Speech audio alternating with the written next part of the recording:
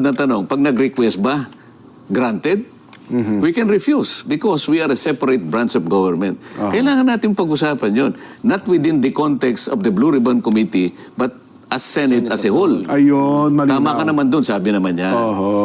Yun ang aking binabanggit. Palagi kasi akong nandun sa kung ano yung tinatadhana ng batas. Ayaw kong magkamali kami.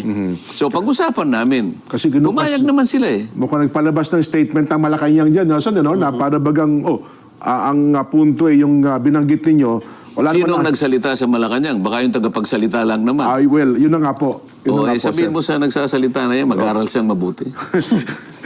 Dapat pag... Inubo ko. Ba't napaubo ka? Wala naman ako sinabing masama. Nasabid lang po ako, sir. Masaya na po kayo. Ikasasamid ba yung sinabi ko? Di po. O ikatutulong ng, ikahahanap ng mas mabuting paraan para tayo ay magkasundo-sundo bilang isang mamamayan. Hindi ko nga po alam ba't ako nasamid, Your Honor. Pasaya na po kayo. Marami pang babatiin. Iba yung kaping inuuno mo sa iniinom ko eh.